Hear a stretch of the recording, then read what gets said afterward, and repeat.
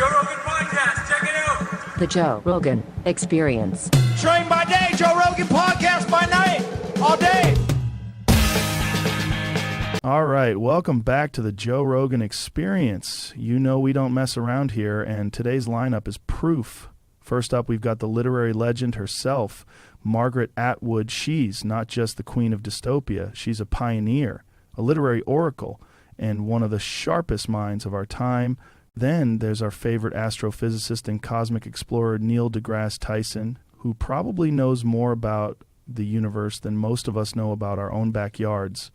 And finally, we've got Kota. Yes, a high school student from Atlanta, Georgia, joining us with his razor-sharp curiosity, devilish good looks, and a fresh perspective on today's topics. How's everyone doing? Alive, which, as far as I know, is still the minimum requirement for being on a podcast. I'm ready to dive into the universe of Margaret's mind. Though I have to say it's probably more complex than some galaxies I've studied. I'm trying not to freak out here.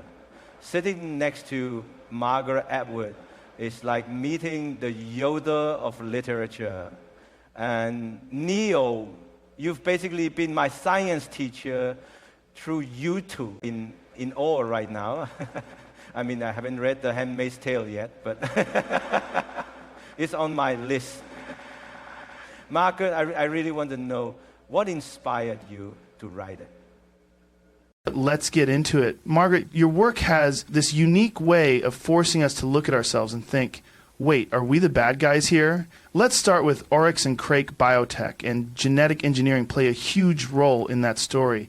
Why was that theme such a big focus for you? Well, Joe, my father was an entomologist, and I spent a lot of my childhood exploring the Canadian wilderness. That environment taught me to observe how ecosystems work and how delicate the balance of nature can be. When I started writing Oryx and Crake, genetic engineering was no longer just a hypothetical concept. Scientists were already experimenting with splicing genes, creating glowing rabbits, and even exploring transgenic organisms like pigs with human-compatible organs.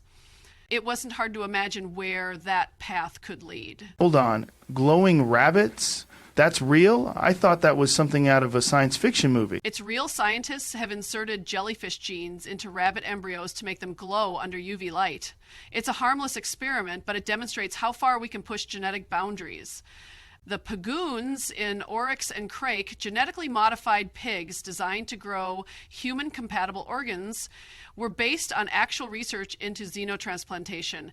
It's a fascinating field, but the ethical and societal implications are massive. Did someone just say massive? Low taper fade? Anyways, so you're saying we're already on the path to creating some of the terrifying things you wrote about? Potentially, yes. The science itself is inherently dangerous. It's neutral. It's how humans choose to use it that can lead to problems. As said before, it's not biotech. It's dangerous. It's people's fears, desires, and short-sightedness. Humans are incredibly creative, but we're also impulsive and often fail to consider the long-term consequences of our actions. Margaret's absolutely right. Take CRISPR, for example, a revolutionary gene editing tool. We can use it to eliminate genetic diseases, potentially even cure cancer, but the same technology could be used to create designer babies or biological weapons. The cosmos doesn't care what we do with it. It's humans who bring the unpredictability and moral complexity to the equation. It's like the ultimate double-edged sword. Amazing potential, but also terrifying risks. So it's not the science that's the issue. It's the people behind it. The scientists or maybe the corporations funding them. Exactly. Scientists often start with noble intentions, but their work exists within a system that it's always driven by ethics. Governments and corporations have their own agendas, profit, power, control, and they're not always concerned about long-term survival or the broader implications of their actions. That's where things can get dangerous. It's like we're playing God, but we don't fully understand the rules of the game. Exactly. And history has shown us that whenever humans mess with complex systems, whether it's ecosystems, economies, or even genetic codes, unintended consequences are almost inevitable. We're great at inventing things, but we're terrible at predicting how those inventions will impact the world. And that's where science fiction plays a crucial role. Writers like Margaret can imagine scenarios that scientists and policymakers might not consider. Oryx and Crake isn't just a cautionary tale. It's a thought experiment that forces us to ask, what could go wrong? That's invaluable when we're dealing with powerful technologies like gene editing. That's wild. It's like you're saying we need storytellers to help scientists think about the consequences of their work. Exactly. Science fiction often serves as a form of early warning. Writers can explore scenarios that are still hypothetical, and those stories can spark discussions and debates before the technology becomes widespread. It's a way of shining a light on what we might otherwise ignore. Man, that's heavy. It's like every new technology is a Pandora's box. Once you open it, you can't put the lid back on. But, Margaret, do you think it's possible for humanity to balance innovation with caution? I think it's possible, but it requires a cultural shift. We need to value foresight as much as we value innovation. That means more regulation, more transparency, and a willingness to ask tough questions before rushing into new technologies. But of course, humans have a tendency to learn the hard way. Yeah, history's full of examples of us tripping over our own brilliance. It's like giving a toddler a flamethrower and hoping they'll be careful. Or like giving a teenager unlimited screen time and expecting them to do their homework. Both are apt metaphors. The problem isn't the tool, it's the user. But the solution lies in education ethics and global cooperation. The stakes are higher than ever, especially with technologies like CRISPR and artificial intelligence. And those stakes are exactly why we need to keep having these conversations. The future is set in stone, but it's shaped by the choices we make today. If we're careful, we can create a better world. If not, well, that's when dystopias stop being fiction. All right, I'm officially spooked. Note to self, don't mess with genetic engineering or glowing rabbits. Let's move on before I start having nightmares about P-goons. Margaret, one of the things that makes The Handmaid's Tale so powerful is how it critiques the way societies treat women. What shaped your perspective on that? I grew up in the Canadian wilderness, so I didn't start formal schooling until I was about 12. That gave me a lot of time to read and think independently. Later, I studied at Harvard, which at the time was very conservative. My academic environment, along with stories from my family history, really influenced my perspective. Didn't you have a witch in your family tree? Possibly. Mary Webster, who survived a lynching in Puritan America, is a distant relative. She was hanged, but survived because the rope broke. Her story inspired my poem, Half-Hanged Mary. That kind of persecution left a mark on me. It made me deeply aware of how power has always been used to control women.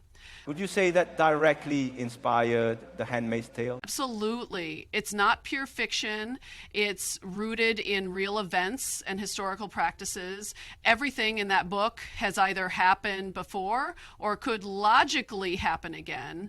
It's a reflection of how power operates when it's unchecked. That's terrifying. I used to think dystopias were just nightmares people made up, but now I realize they're warnings about what could happen. Exactly. As I've said before, I don't consider it feminism, I just consider it social realism. Feminism, to me, is about equality. I would resist any regime, male or female, that sought to oppress others. Margaret, before we wrap up, let's talk about Canada. You wrote Survival, a thematic guide to Canadian literature. How does Canada see itself in relation to the U.S. and Europe? Canada is often defined by what it's not. It's not America and it's not Europe, but that lack of definition can be a strength. Canadian literature frequently revolves around themes of survival, whether it's surviving harsh winters, wilderness, or cultural domination. So Canada's identity is survival while America's is what, dominance? That's a bit simplistic, but not entirely wrong. Canada, polite but tough. Basically the Wolverine of countries. I expected me to apologize after calling you LOL. Margaret, ever think Canada could take over the world by being so polite no one notices? If we did, we'd leave notes on everyone's door saying, "Excuse us, but we've annexed you. Have a nice day. All right, we're out of time, Margaret. Any final words for aspiring writers or dystopia fans? About what keeps you awake at night. If it scares you, it'll resonate with someone else. And remember, humanity's worst enemy has always been itself. That's a mic drop moment right there. Big thanks to Margaret Atwood, Neil deGrasse Tyson, and Kota for joining us today. And remember, folks, don't mess with biotech unless you know what you're doing. Think before you splice. And if you're inspired by Margaret's wisdom, go pick up one of her books. You might just start seeing the world differently. Neil, any cosmic wisdom to leave us with before we sign off? Sure, Joe. Just remember the universe doesn't care about us. It's up to us to care about each other and maybe not turn Earth into the dystopias Margaret warns us about. Solid advice. Kota, how about you? Got any parting words from the perspective of the next generation? Yeah, I just want to say thanks to Margaret for showing us how powerful stories can be and for reminding us to think critically about the future we're creating.